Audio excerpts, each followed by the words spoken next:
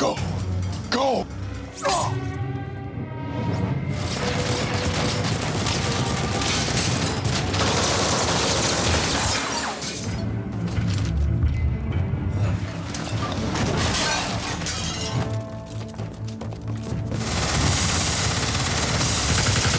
The film kicks off in a laid-back bowling alley, where a bunch of guys are just hanging out and enjoying themselves. The vibes are easygoing until two huge guys in dark coats show up. These dudes mean business.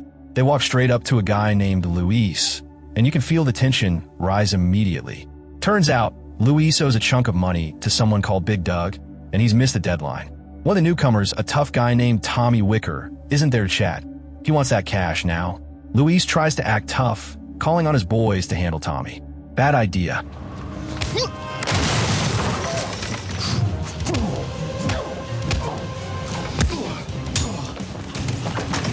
Word to the wise, brother. Stay down. I'm a regular here. Yeah. Hey, I'll take an 11. Tommy! I gave you a 10-day extension. That's more than fair. Please! And don't pay him back.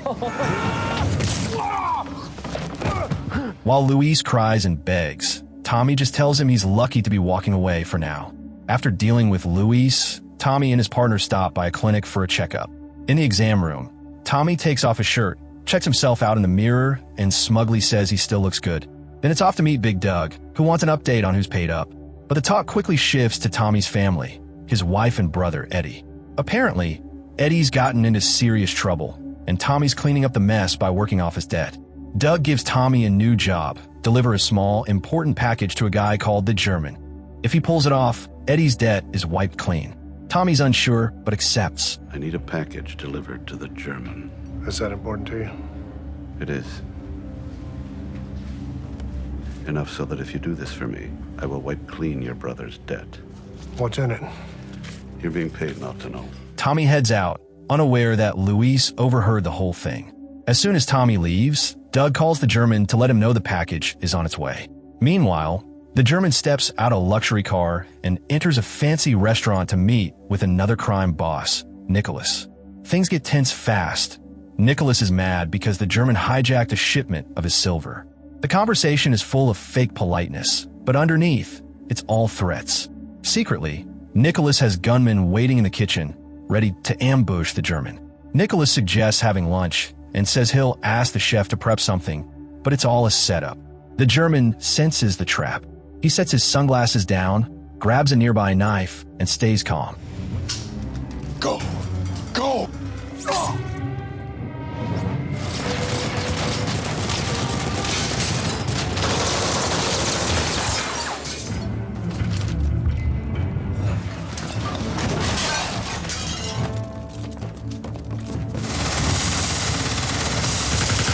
Then, he corners Nicholas, stabs him coldly, and watches him die while sipping a drink.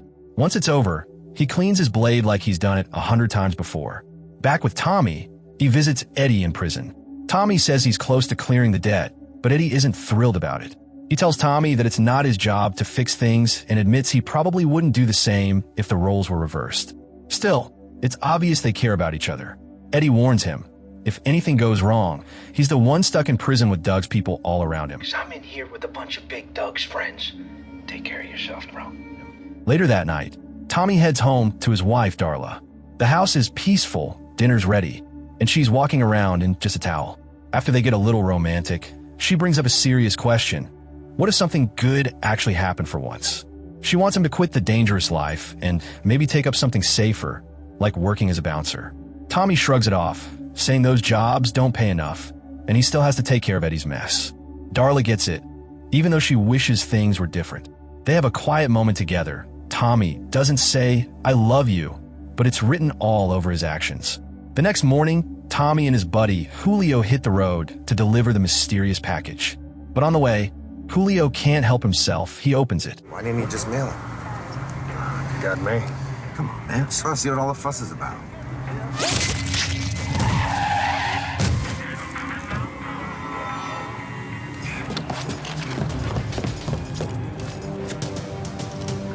Find it. Tommy barely has time to catch his breath before a bunch of armed thugs come bursting into the store. Bullets start flying, and everything turns into a full-blown shootout. Somehow, Tommy takes most of them down and escapes through the mess. Devin, the crew's leader, realizes too late that they seriously underestimated Tommy. He's clearly not some random small-time criminal. Dosan's dead. So is Jake. We were told this guy is a goddamn goon, a low-level nobody, a nightclub bouncer, and we got stuffed on the idea, and it's our fault. Tommy jumps on a nearby motorcycle and speeds off. Meanwhile, Devin heads back to the gas station to check out the security footage. Once he confirms who Tommy really is, he coldly kills the bike's original owner. Then he calls his boss, Anthony. Anthony, dressed to impress in a fancy scarf and bright yellow tie, is currently locked in a power struggle with a guy known only as the German. He's furious when he hears about the failed ambush. To make things worse, Luis has been secretly giving Anthony updates. He tells him the package Tommy's carrying is valuable enough to wipe Eddie's debt clean. That gets Anthony's full attention. He tells his man Carl to get Tommy's picture out everywhere. He wants him found before that package lands in the German's hands. Somewhere else, the German is casually making a smoothie at home, calmly listing the benefits of each fruit as he blends them. Meanwhile, a tied-up, bloody guy is slumped in a chair behind him. The German politely but firmly questions him, threatening to go after his family. When the man doesn't talk, the German grabs his wallet, finds his address, and uses that to force a name out of him. Anthony! Later, Carl receives a video sent by the German. It shows the total massacre of Anthony's men during the earlier attack. Anthony watches, fuming, and delivers a dramatic villain-style rant full of fury and threats. Back to Tommy. He's now hiding out in a grimy public restroom, patching himself up and changing his clothes.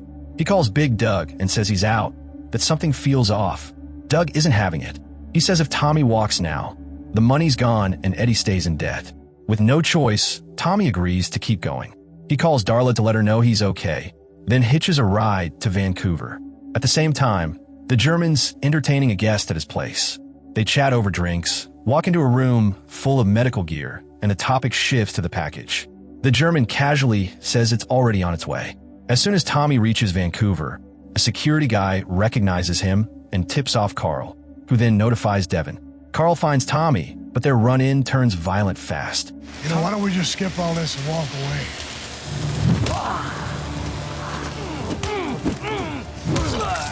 Come on, just give me the package, Tommy!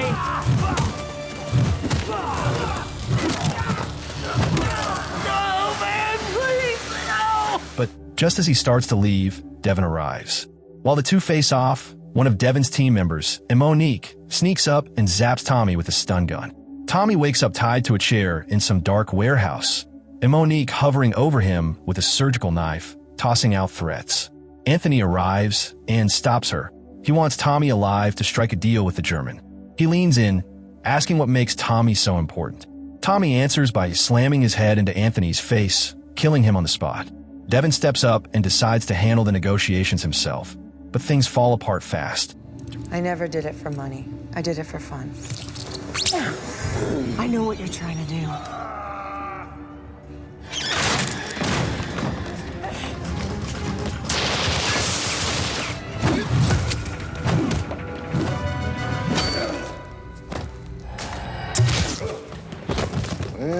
Well, Tommy, old son.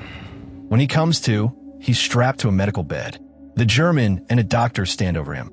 They talk about their history, and Tommy accuses the German of betraying him. The German doesn't deny it. When Tommy asks about the package, the German calmly says, "I am the package." Turns out, those football tickets were just a cover story. Big Doug sold Tommy out.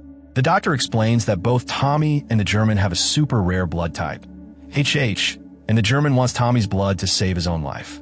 Earlier in the movie, Big Doug was actually testing his crew for this exact reason. Just as the doctor gets ready to begin the transfusion, Tommy lies, saying his blood's toxic because of some rare disease. When the doctor leans in to check, Tommy bites him hard, breaks free, and fights off the guards in a wild shootout.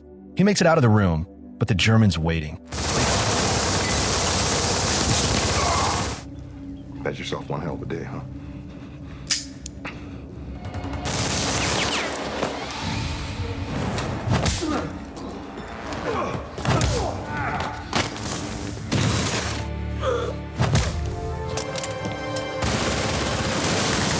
Tommy then heads straight to Doug's office, shotgun in hand. Doug tries to explain himself, saying he had to hand Tommy over or the German would have hurt his family. Tommy, boiling with anger, still listens. Doug gives him a choice. Either they go back to business as usual or Tommy walks away, with Eddie's debt gone for good. Tommy chooses freedom. He says goodbye and walks out. Tommy's next stop is the prison. He tells Eddie he's finally free from Doug's hold.